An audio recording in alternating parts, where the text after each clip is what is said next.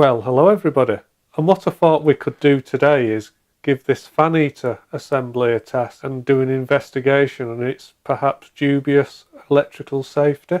I think what we might do first though is just try and put a little bit of lubrication into it, seeing as we've got it. I'm just using a light, and it is actually a sewing machine oil I'm using. And I do wonder if this has seen any lubrication since 1938 when it was originally built. And I can see some signs of lubrication here just on the back bearing and on the I don't know what you call it, the armature shaft. Right, I think the first thing we'll do is we'll do an insulation resistance test on this motor. Looks like the wire inside is a bit tarnished. Now some of the other mains wiring, when you actually pulled the rubber insulation off it that was rotting away, it was kind of bright silver inside. It looked as though it had just been made, but the copper here is kind of a dark browny red, so it's yeah, it's obviously oxidized, but we're not going to hold that against it. I mean, it was made in 1938 after all. In fact, I think before we do an insulation resistance test, we'll just actually make sure we've got continuity from one side of the motor to the other, make sure the actual windings are open circuit. Okay, we're getting a reading there of about 245 ohms, and I would have thought that's in the ballpark. I mean, it's certainly not a short circuit and it's not open circuit, so yeah, we'll take that. 245 ohms, 245.1. Now you can pretty much use any voltage you want when you're doing these tests, but typically the rule of thumb is that you use twice the working voltage. So the working voltage of this motor, I'm making the assumption it's going to be 230 volt because I believe it is wired across the mains. So what we're going to do is we're going to actually do the measurement on the 500 volt range, because the normal supply voltage should be probably 230. So we're going to double that, which would take us near enough to 500. Okay, can I get you to stay on there? Don't want you dropping on me while I'm doing the test, because that might be painful. Okay, I'm going to have to hope you'll be able to see what we're doing here. Right, okay, we'll just switch this on to the 500 volt range. I'm making sure that I'm not touching anything. All I'm going to do is I'm going to press the button. And it's telling me that it's 300 and 400. It's going up slightly. Let's see what it stops at. Well, the resistance reading is steadily climbing, and it's settled around 500 megohm, and that's pretty good. I don't think we're going to complain about that 500 megohm resistance. Well, I guess what we've got to do next is put some power on it and give it a try. Well, you never know, monkey see, monkey do. It might be just a good idea to put an earth on this. Anyway, you never want to miss the opportunity to breathe in some leaded paint, do you? Now, this is only a temporary earth connection that I'm putting on. If this was something I intended to keep for the long term, I'd obviously make a better job of it, and I'd probably fit a star washer onto one side of this bolt, which actually digs into the paintwork and the metalwork to ensure that you have a really good connection. But as I said, this is just a temporary connection, just to do a bit of testing.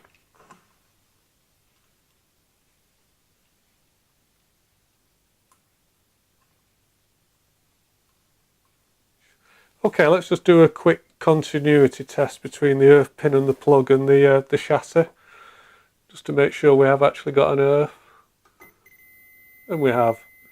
Now, I don't actually think we're going to get an earth on the motor itself, because I think that these rubber bushing that's on it, these rubber pads, might stop it getting a connection, which I think they are effectively doing.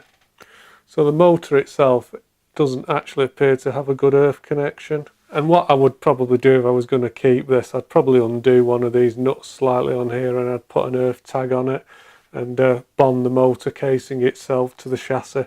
But again, just for a quick and dirty test, yeah, I'm not going to bother to do that. I'm just going to keep my fingers out when we test it. This thing is still, now we've filled it up with oil, it's rapidly leaking oil over everything. So yeah, no good deed goes unpunished, does it? I think it is spinning a bit freer. Right, okay, so let's have a go. So we might as well take the opportunity to have another quick round of what fuse is in the plug game. So come on, any guesses? Any guesses? What fuse is in this plug? Yep. Have you made your mind up? Right, here we go. 5, 4, 3, 2, 1. Let's find out. Oh, what shall I say? I'm going for 5 amp. Oh. I lose. 13 amp.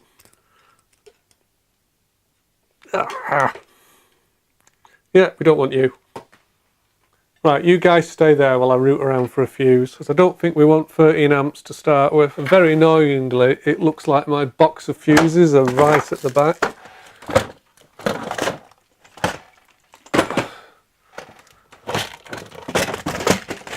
Got some 3 amps and got some 5 amps. I think we will go for a 3 amps to start with.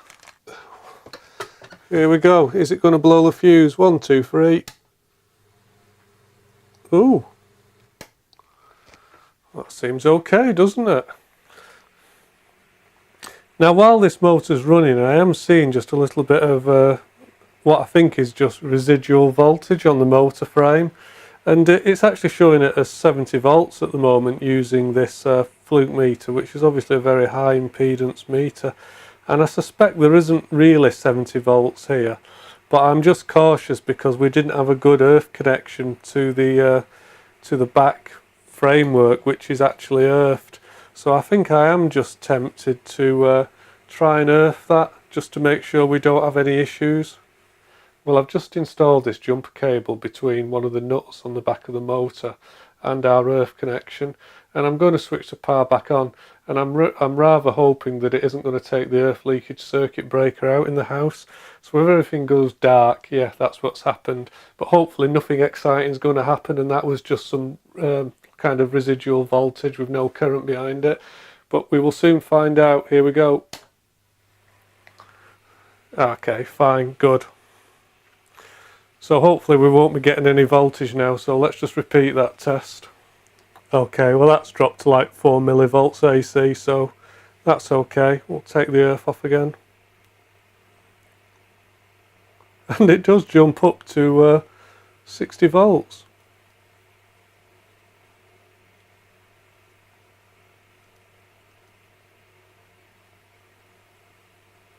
Yeah, there's no current there though. Well, in order for us to demonstrate the wind creating prowess of our fan, I thought a visual aid was in order. So I've cut up some bog roll and glued it to the front. Here we go.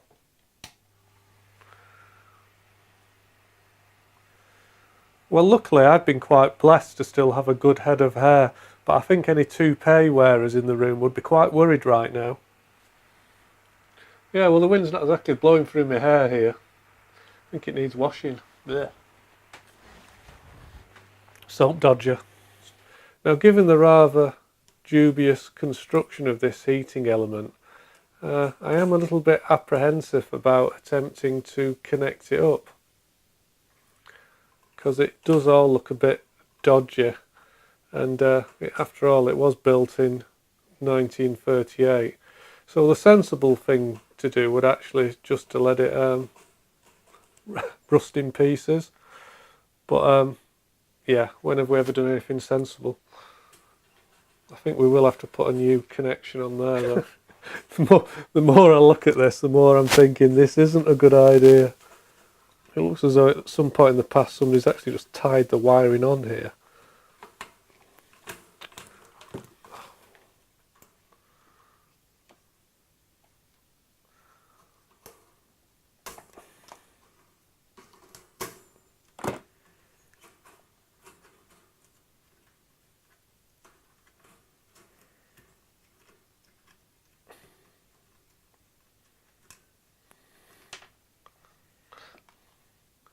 Definitely is a bit melted. Oh, it's not a bit, it's very melted. I think it's quite likely when we switch this on, some poo might leak out. And I'm not talking about the heater. That is very dodgy, very, very dodgy. So we're going to have to put a cable on there. And we'll have to put a cable on the other end. Where is the other end? We're going to have to get a cable on this side as well.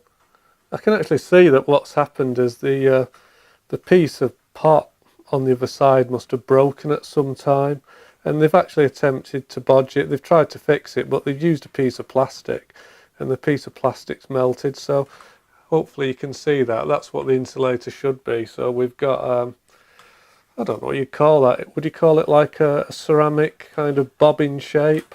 So that's got a piece of pot on the top of it, a skirt around the top, and it's got a skirt around the bottom. But let's just go back to the other side. Hopefully you can see that the actual ceramic bobbin is broken, and they've obviously just put a piece of plastic on there to actually keep this in place. But of course, when somebody switches the heater on, that piece of plastic melts, or it has melted, and it's run down there. So yeah, that isn't going to really work very well, is it? But it's all we've got, so it'll have to do. Oops. Yeah, I'm not loving this. Yeah, definitely not loving the look of this. Now, if we had it, what we'd actually do is probably connect some wire into here that had some form of maybe glass fibre insulation. You certainly wouldn't be able to connect a rubberised wire to it, because these connections here are just going to get so hot it's going to melt the insulation. So what you would actually use is a form of high temperature wiring, which would generally be some insulation material, which is usually constructed from like a fiberglass weave. But I don't have any of that, and so I can't use it. So what I think we will just have to use is normal mains cable, and we're just not going to keep it switched on very long. I suspect we're going to keep this switched on mere seconds before something explodes. Anyway, we're going to have to make up some little leads, aren't we? Could all get a little bit too exciting.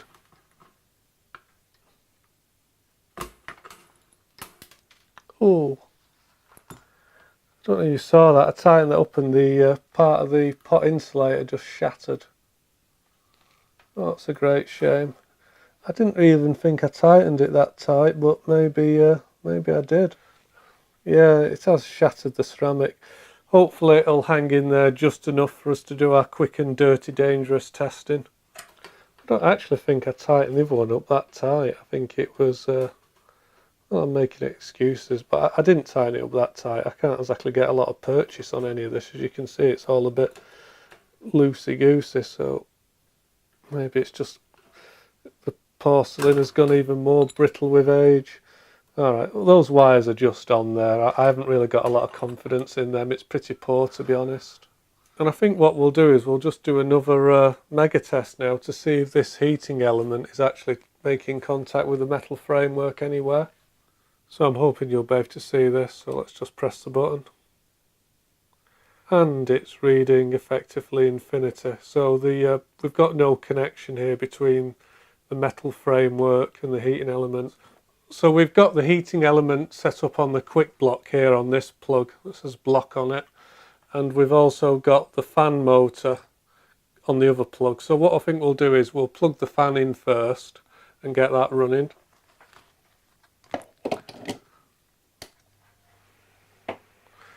So far, so good. And the next step is to switch the heating element on. And I think the way we'll do this is I've actually got a master switch on the bench, so I think I'll turn the master switch on the bench off. I'm going to turn both these on. I'm definitely feeling a bit scared now. There is poo coming out.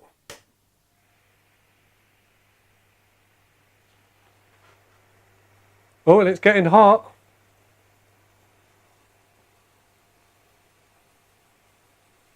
And I can smell something burning. Oh, what was that? Oh, it's my meter turning off.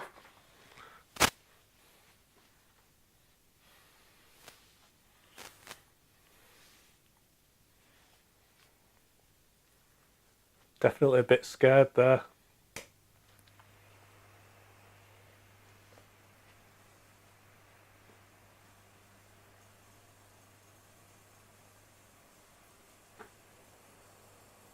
Well, it's hot. I can feel heat coming out of this, so it is working.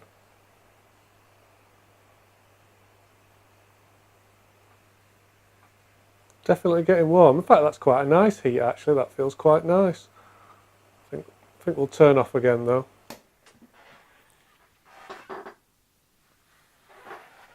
Now there's definitely that smell now permeating in my room, you know, that one from old equipment that hasn't been switched on in many years. So we're using the thermal imaging camera now, and the centre of the screen is indicating about 18 degrees. And we've also got a thermocouple just attached up here, and that's actually showing, well, it's actually just shot straight up because I've touched the end of it. It's actually showing 24 degrees now because I've put my hand in front of it. But this room is actually quite cold. It is about 18.5 degrees at the moment, and you can see if I just put my hand in front of my body temperature, I'm definitely looking quite hot. And this type of camera uses basically it records a normal video image, and it also overlays a thermal imaging image. And I don't know if you can see, just looking at my hand, it looks like the thermal image isn't quite lined up with my hand, and that's because there is a little bit of an error. It depends with the way it overlays the video, but you can get an idea. And if I just touch a piece of metal there and just warm it up, take my hand away, hopefully you can see it's just left a little handprint there. Let's try that again.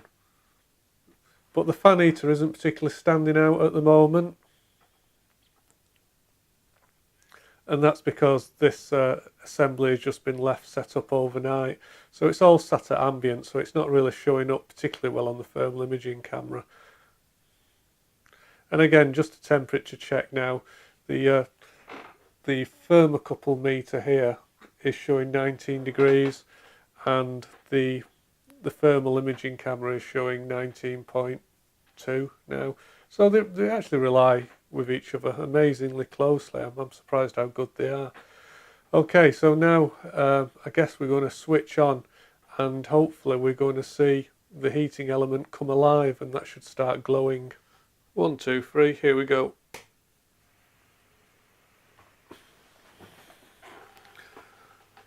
Well, I think you can see that there's something happening there, and I'm getting that lovely burnt dust smell, and yeah, you can really see those heating elements glowing away there. And the output from the heater, well, the heating elements themselves look to be about 130 degrees at the moment, 140. Now this Flir camera that I'm using at the moment, it's not actually designed for high temperature measurement, it's more for architectural work, so I think it's got a maximum temperature of only a couple of hundred. It's actually getting quite hot in the room now. Well, I can certainly feel the heat coming off the heater, and I'm probably talking a bit faster because I'm getting a bit excited and just waiting for something to go wrong. The thermocouple probe at the moment is just indicating 42 degrees just from and that's just mounted here. And you can actually see now my hand doesn't look as bright as it did before, and that's because the room is actually heating up, and actually the heater's a lot hotter than what my hand is. Now it's indicating on my power supply block that we're supplying 241 volts. Let's just see if we can take some readings of amps. Right, we're drawing 5.69 amps at the moment, 5.69 amps that we're drawing from the plug. And let's have a look at that as wattage. Oh, and according to my meter, we're actually drawing slightly more power than it was actually rated for. We're actually, well, in electrical power, I guess, we're actually at 1,380 watts at the moment. Let's have a look round with the thermal imaging camera.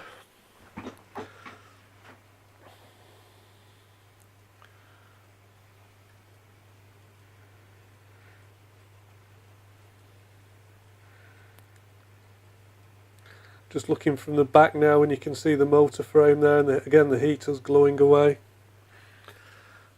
And it's actually really quite warming up in here now. It's actually getting quite warm. It's only a small room, this, and it heats up quite quickly. So I actually think this might be quite an effective heater in the winter months when I come in and the central heating hasn't kicked on. I can definitely feel the heat coming off this. It's actually quite a nice, pleasant heat. I am just a bit concerned though that some of these plastic insulators on the back of here though could be starting to melt. As I say, some of them are broken and they've just been glued back together with plastic, so that's not great. I'm afraid I've had to switch it off now because unfortunately it was starting to smell a bit, and I think it was melting the old epoxy glue that somebody had tried to repair the element with. and I was just a bit scared of it going bang, because I think it was very likely to do. It was definitely emitting some funny smells, and I may have been imagining it, but I could hear some like little squeaking, creaking noises. So I just had an image of one of these spring heating elements letting go and shorting out. So yeah, I'm afraid I'm not quite as brave as my friend Big Clive, who I'm sure would have pushed it to destruction. Yeah, I'm not that brave.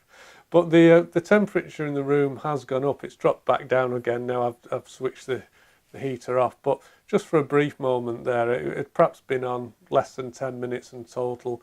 And this little room of mine had gone up from 18 degrees and it went up to 22 degrees. And as I say, it's falling back down now. But yeah, that was great. It definitely made a difference in this room, and took the chill off it. So you can see the power monitoring plug there in the background, and the white wire is the one that's actually connected to the heating element, and the black wire is the one that's driving the fan motor, because I have them connected separately just for testing. But I'm hoping you can see on the thermal imaging camera the white wire appears to be just glowing orange, so that actually tells me that we have actually been passing enough current through that wire just to make it raise in temperature very slightly above ambient. If I actually touch the wire, it feels normal to me. It feels pretty cold, but it is actually, must be a little bit warmer. And I can even see that where the power wire runs from my power block here, can you see that I'm keeping it centered? Again, there's just a little bit of a glowing image on the plastic conduit that runs behind my bench. So this camera is obviously sensitive enough just to pick that up, and it is pretty sensitive. If I actually just put my hand down on here a minute, this is the matting on my table, and then just take my hand away, you can actually see that, you know, it's just detecting the residual heat from putting my hand down. So they are pretty amazing things, these thermal cameras. Makes me want to think, can I write something? Let's try.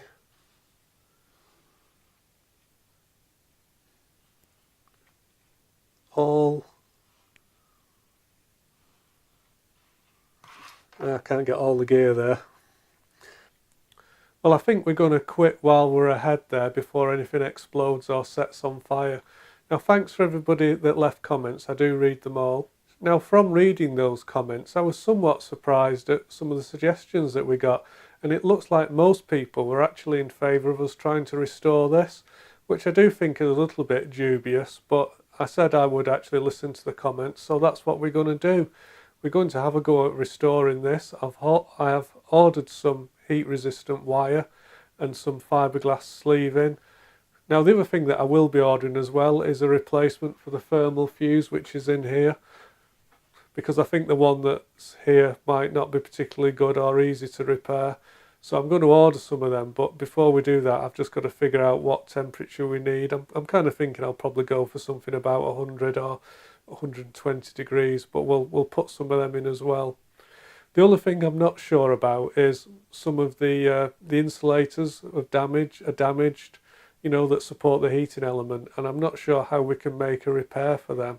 I have got some friends who are into pottery, so it might be that they'll actually be able to fabric cobble me some new insulators, but I'm not sure. So perhaps if anybody knows of any plastic materials that would be resistant to heat, but I could also turn down on the lathe. Is anybody here an expert on plastics? Because maybe if I can buy some plastic material, I can actually have a go at fabricating them myself. But I'm not sure how to make them.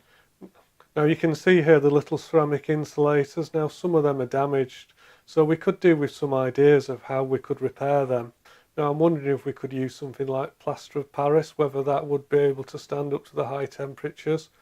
Now ideally for me we'd identify some form of plastic, because if I could buy that plastic in rod form, I could then put it on the lathe and turn it down and fabricate something to suit.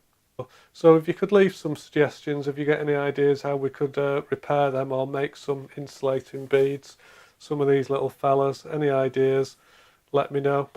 So I think we'll put this 1938 GEC heater into hibernation for a little while, and maybe we'll come back to it in a few months' time when we've got some parts together and when I'm feeling braver.